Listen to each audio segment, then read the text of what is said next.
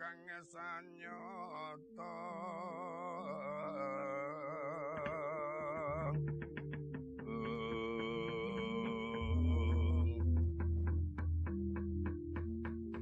Adi Begawan Durna wonten menapa Kakang?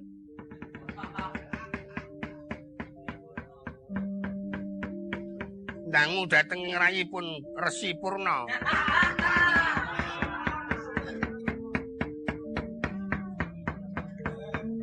Kuwi putramu. Inggih menika anak kula pun Asatama.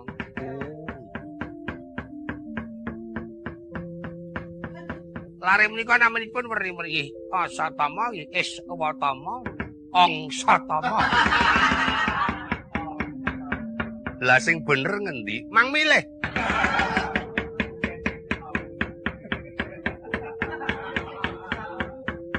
Tak kandhani ya Di. Kembang Dewa Daru saka pandugaku sing bakal nggayuh ora mung putraku ing Ngastina, nanging bisa kelakon akeh para ratu, akeh pratita mercapada kang semudya nggayuh. Nggih. Lah inggih mongko. Adat ingkang wis pangudi apa wae tumraping para putra-putra Kurawa kuwi mesti cok kalah dhisik karo bocah Ngamarta. Cetha niku pun cetha. Sing kula pikirke kuwi mung siji niku lare-lare Ngamarta. Angger-angger Kurawa duwe kleket panggaya apa wae mesti dibarengi. Monggo dewane mboten adil men sing sok dineke. Bejane niku teng Ngamarta. Mboten tahu kok ngenai kabejan dhateng Kurawa niku mboten tahu. Tur nek bocah niku apik-apik wong Ngastina janjan. Lah ya kaya mengkono mau ora kena dimerekke. Lah nggih pancen yen dipun gagas kuwi pancen bejane dhewe-dhewe kan lho. Ora kena padha meri kan. Kok adat sing wis kok agek kerumak cermi kondang kula kalian Ibu Asatama kan dadi kok kabar-kabarke ngono. Niku ora do meri lah ngoten iki. Lah saiki mengkira tak kandhani. Ingkang pinangka kanggo dedasar wong Amarta kuwi mung siji ya kuwi Bathara Kresna. Angger Bathara Kresna iku tekaning pati tak kira ora bakal kelakon panggayeng Pandhawa bakal katarima. Wah. Lajeng caranipun aja kuwatir. Mengko bakal tak pasrahke marang anakku lanang iki Prabu Begasura. Oh nggih. Nggih Begasura wonten dawuh. Wadyabala sangka negaramu ing Pulo Rajawedi dawana kang siyaga tata-tata nderekake lakumu pun bapa mundhut tulung golek ana Bathara Kresna yen ketemu pinuju sare enggal dustan yen isih tinemu siniwaka aturana rawuh ana negaramu api-api numbali kratonmu nanging kang perlu tak jaluk supaya cilik kowe ngadepake bandane gedhe ngadepake kunarpane Bathara Kresna. Titip nggih kali sencakine sisan mawon dadi babar pisan ling rampet. Nek Kresna niku teng golongan pengawasan, sencakine niku teng golongan penikatan tadi. Nek Kresna mati kudu sak sencakine awet sencakine niku ora urung ngincim-incim kula niku mang. Ingkang sampun ate ngertos Negari Ndrawati sinten? Togog wae karo Bilung Jan. Oh iya sediku. Kepareng nyuwun pamit ngurumi lampah. Nyuwun tambahing palitu sing ati-ati. Ngatas-atas nggih kula puja-puja muga-muga bisa nyekel Kresna.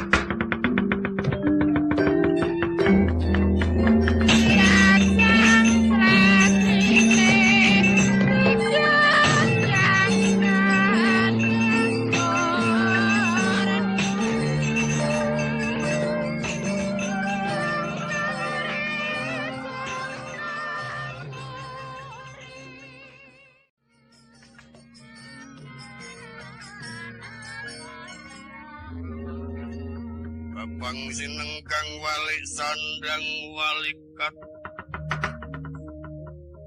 Kudek wasimbar jojowang malang wentes nyogangsir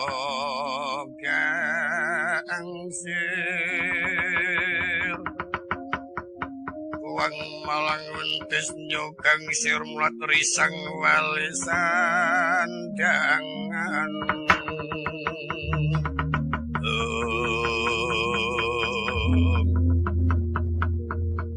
Goblun iki wis meh tekan negara Ndarawati kok. Tesih ragi sawetawis. Kira-kira pirang kilo? Mboten ngantos dangu namung menggok ngiwon-nengen. Nek mundur atret. Sing jenenge menggok ki ya ngiwon-nengen nek jengkelit ku jengker. Omong-omongane ku iki kok ora. Wis karo Kang Mas kok apa. Pira-pira muni mamas ngono apa piye kok. Arep muni mamas kae wong kowe iki karo aku ki janjane iki tuwa aku. Ya. Aku menikah karo mergo kegawa Mbak Ayu. Baleni meneh. Wong nek ora percaya kok ngono. Nek ora aku rasa cok melu kowe iki lho. Mengkon akur karo sedulur kok ora gelem. Nek le akur niku nggih aku omong-omongane togong niku cok ora bener kok. Omongane karo jroning ati iki cok beda. Nek lahir iki ngandani karo aku ning batin-batine maiso go manjlungupake. Ya ora ana ing ngatasi wong tuwa kok njlomprongake iki ora ono. Iki engko becik aku kudu sowan ana Ndarawati apa ora kok niku gumantung sampeyan panjang kendel sowan. Dilembut Bathara Kresna. Ning karang golek Kresna niku angel.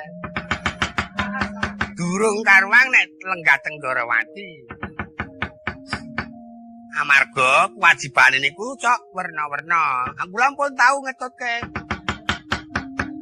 Mados sisi Ndarawati niku ora ana ngantek cingak-cinguk ning goleki.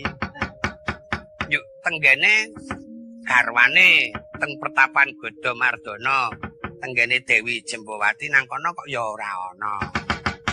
Yuk tenggene Rukmini suwung, nang Setyabama ora ana lha oleh anyaran meneh.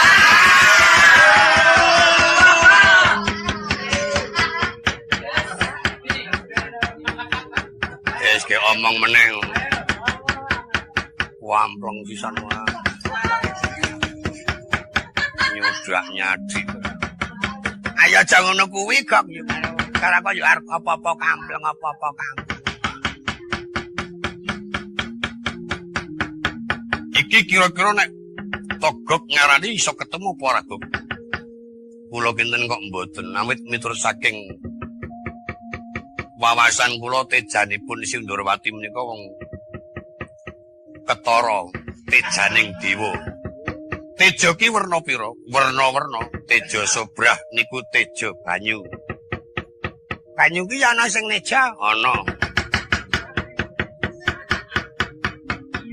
Tejane kang apa? Ayo kimplah-kimplah aja. Yo teja suwerna niku tejaning dewa. Yur Gurnita niku tejaning satria, nek Gurniti tejaning wanita. Wanita ki apa? Wanita ki wong wedok.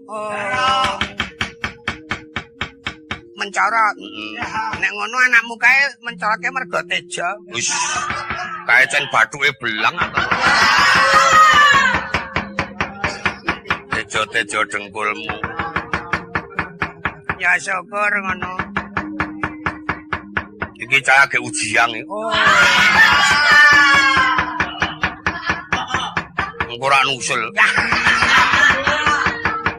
Oh anake kok nusul tekan kene ayo. Wah, niku arep cahya cilik niku anak kula pendeli rasa. Kendel enggak kancane oke. Semuyu anggere cok arak-arakan. Cok do tilenggen kula niku. Kajenge lah. Nek tak jaga ku nek tiru kowe mi.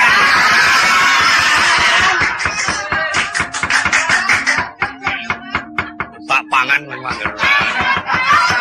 Tiru aku ya perkara becik berluput ngono. Bab aku ngono tak sanggane dhewe ne.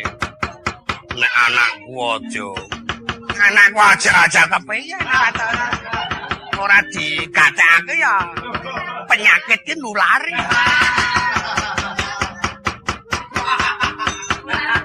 Go ke mangkat go. Bilu anggere omong wae marang diseni kupingku. Ana penyakit kok nulari. Jajal. Aku roh ana satriya mlaku kok jajal dipethuke. Niku mangke gek Sujiwa sedulure Kresna sing pun dipercaya kaya dek kula matur wau. Merga ngerti kahanan negara kang bakal cinaketan dening bebaya tumuli adine lanang sing kadhawuhan supaya goleki. Jenenge sapa kok Sencaki ngatos-atos. Prisa Sencaki dereng burung. Sencaki niku satriyan niku cilik. Brengase gentaweng. Yuk, Udawa. Niku wonge brengaseng ning lulak-lolok. Udawa nggih, nek Udawa niku padha-padha pate rada cetil dhewe mlane. Dhewe niku ya rada cukup dhewe. Titikane nggawa kipa gading.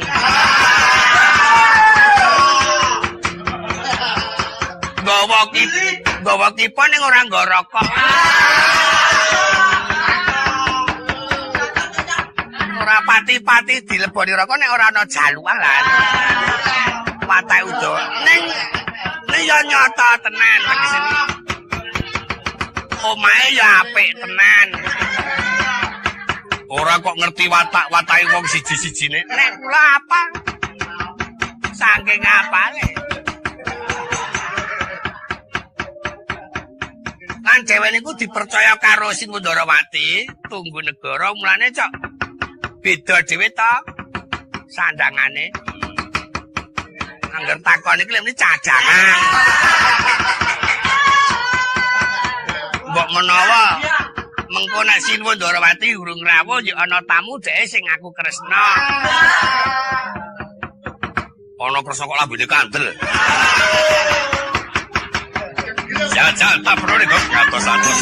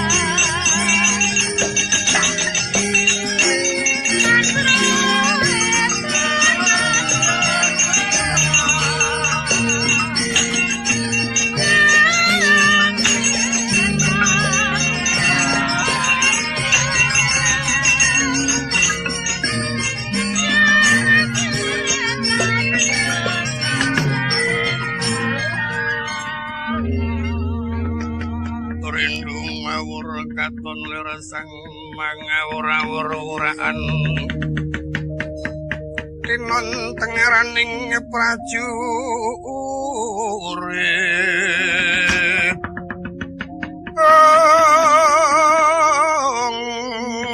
gong makur gong soswara tetek lereng gutul-gutulno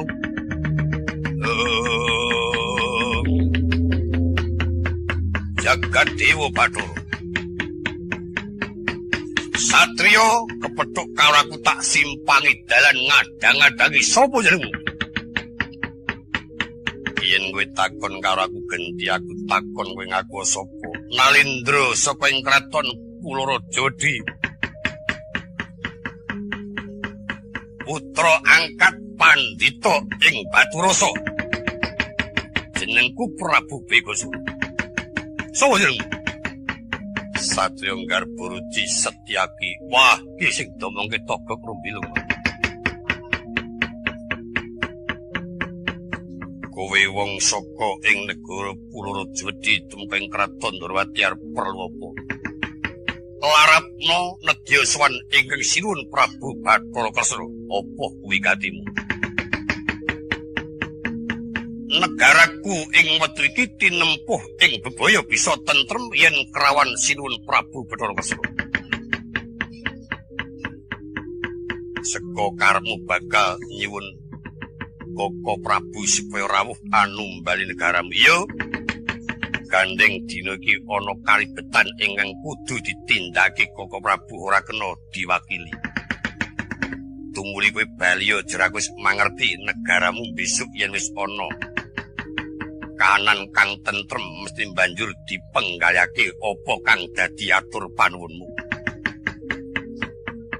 Bisa ya mboyong saiki ora bisa ya saiki. Yen pancen adreng panuwun bisa mboyong Koko Prabu yen wis nglumpati bangkene Sencaki. Apa? Kowe wani karo aku sing tak wedeni wamu.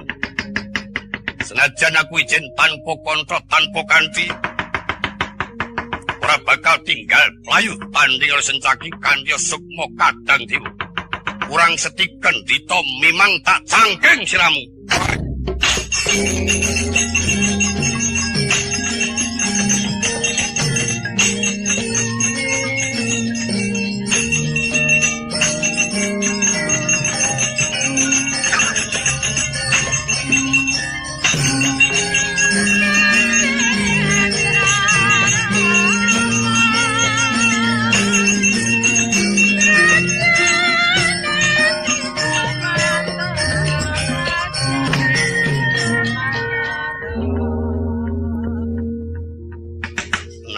Ya Gustimu kok terus teturun.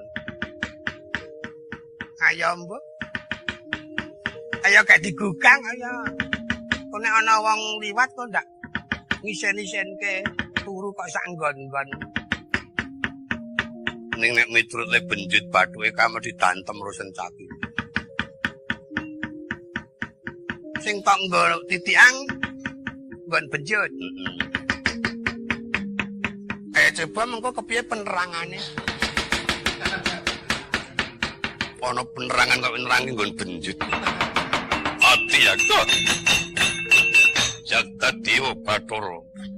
Aku janjan dikanca Togog Rumbilung iki getun prasaman. Kancane semaput kowe tanpa ana sing ngenyet-nyet. Boro-boro urip-urip. Arep dinyet-nyet niku ana pancen nyawane urung mulai ya angel tangine kaya ora san dadak dinyet niku pancen dasare iki nyawa Bali ya. Dilake mak gregah. Ketemu karo Sencaki, Gok. Sampeyan ngendika pripun? Arep boyong Sinuwun Ndrawati supaya numbali negaraku. Njur Sencakine lewang sulan.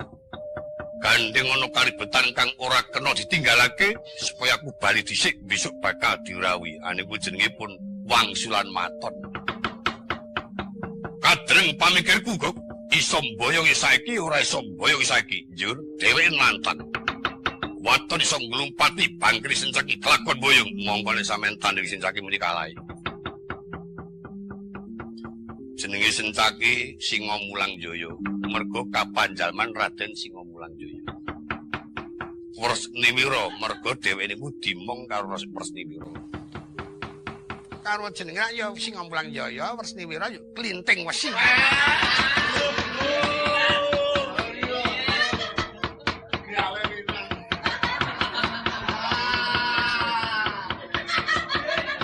Kuwi sing njlathokke Sencaki kok Klinting Wesi iki sapa? Aku kuwi.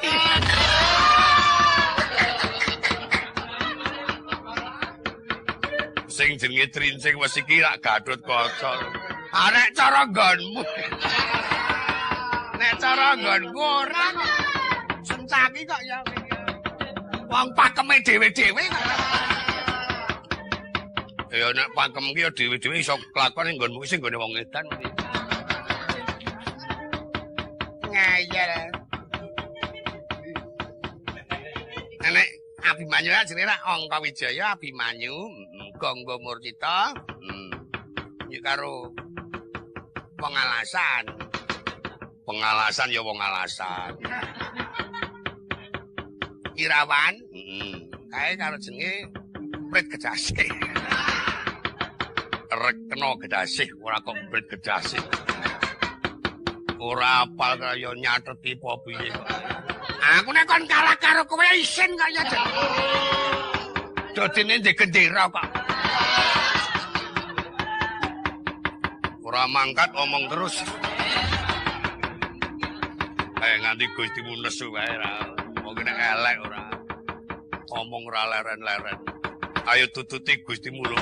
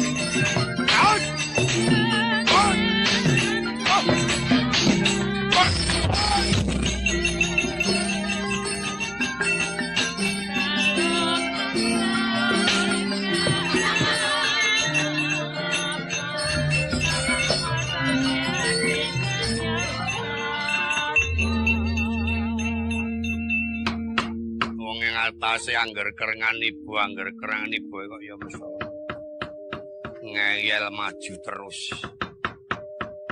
Karang kuwi cara-cara ki agek mempeng-mempenge perang tadi. Nek kon kalah isin ning nek menang angel ha cilaka ta kuwi ae. Wis atange ketrungkak-ungkek. Hati ya. Jagat Dewa Bathara. Iku lho ngomong wae lambene ora. Dadi penasaran lambe ora dosa mah. Lambe lara mah dienyet-enyet. Sencaki tangane kaya mimis kolontoko kok. Ampun ketriyen. Sencaki kok ngantem wong rasa bengkong sirahe niku agek apes jayane Sencaki. Iki ngopo ya? Kemekelen guyu wae ora. Kowe iki ngopo? Cokot semut iki. Wedhus iki. Ning cokot semut kali guyu kemekelen. Asem tenan. Semut kok ngregani wong ngomong. Kon meneng bilu kuwi, ora leren-leren. Arangan guyu wae kawan. Kalah ijik. Semute loro. Semut lanang wedok. Ana semut kok ya serimbit lho. Aja melu-melu Gok Sencaki bakal tak tawani komandan ngatos satu pamah kupingmu Sencaki.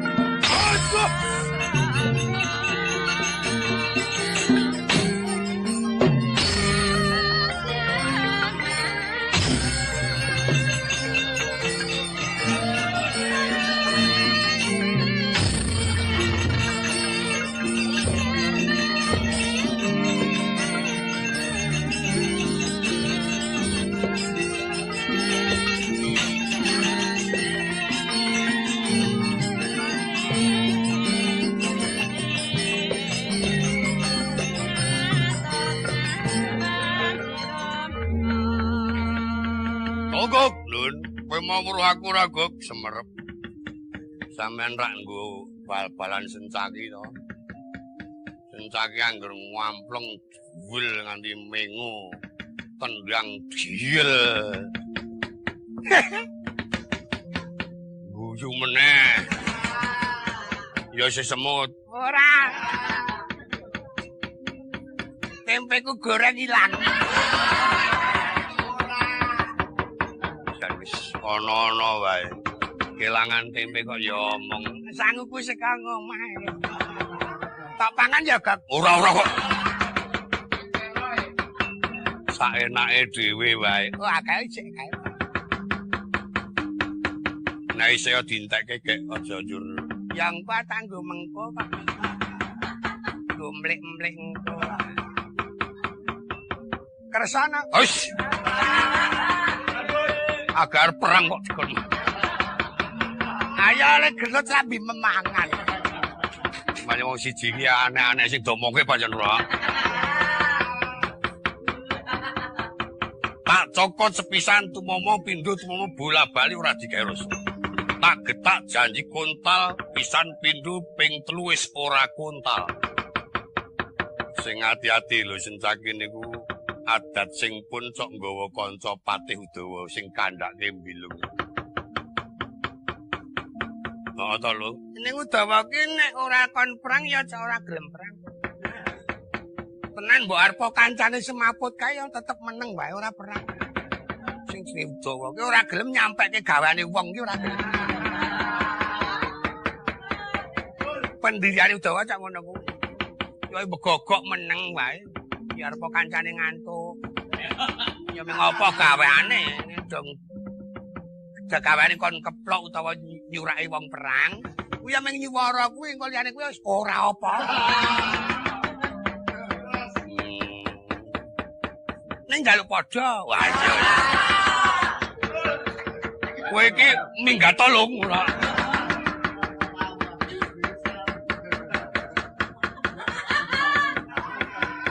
Sing Udawa ki pancen aneh tenan ya wong siji kae pancen. Ya syukur nek ngerti karepe Udawa men. Dadi nek ngono Sencaki upama kalah dheweke urung karuan bantu. Urung karuan meneh wae wujud pas. Nek Sencaki maju perang rokoke entek.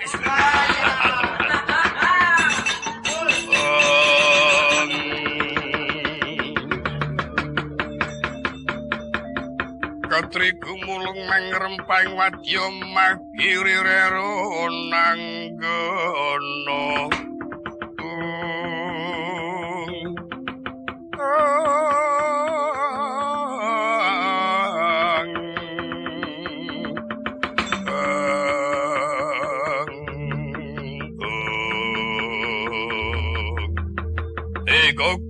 bakal tak tamani kekaman ngatos-atos. Kuat nampani pusakaku Badra Geni tak guroni sencak.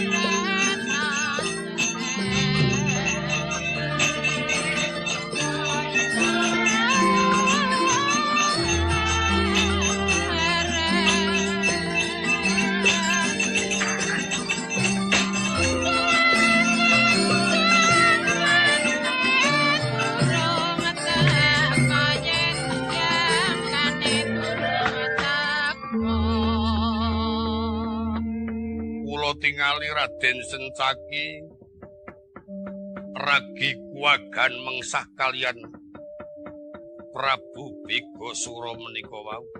Iya panjen nyata Kakang Udawa. Dheweke nyekel gegaman saben ditancepake ana bumi kok kaya ana wisa ingkang namani marang aku. Kula piyambak sampun nyobi. Niki wau perang napa? Iya. Ora do nglimpekke. Jan bangeten tampa perang kok ora ngabari.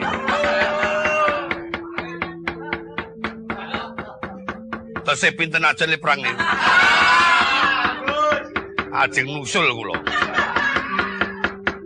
Wong perang kok nusul wae. Senengane do nilapake.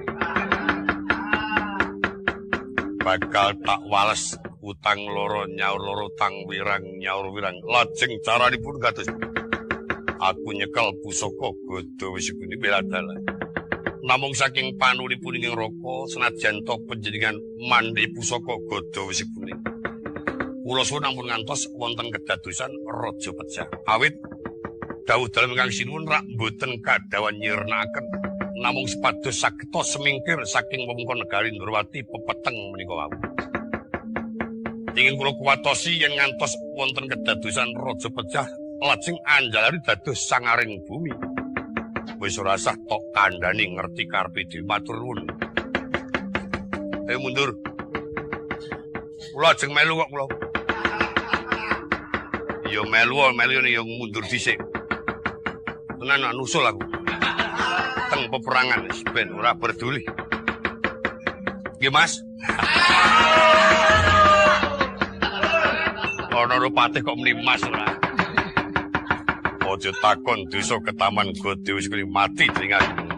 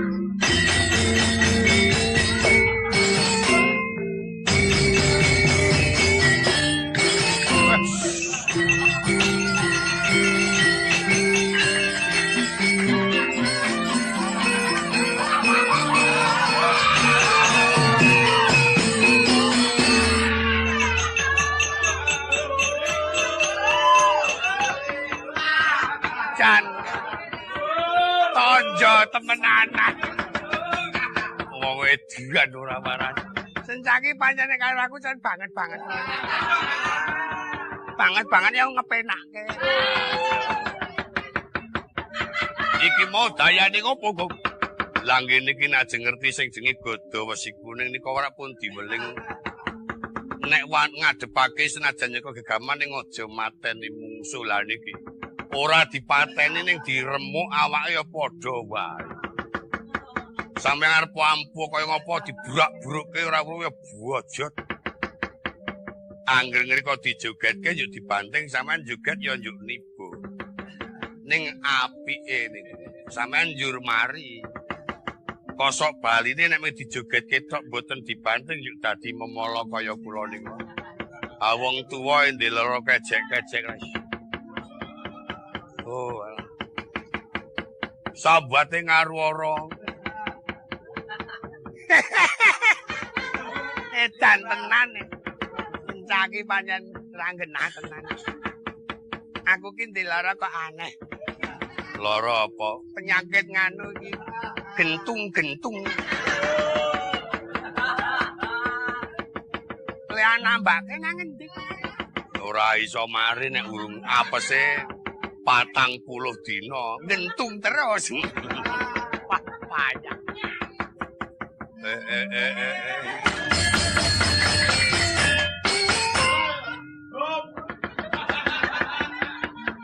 Kowe iki ngopo? Napa karep kula napa?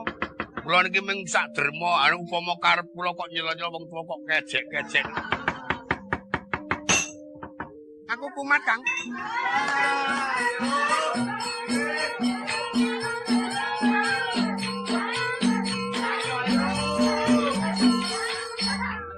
Aja ndelok. Akeh nggo kumat kok ndelok. Wong nek ora urus kok ngono kuwi. Edan tenan. Sencake iki.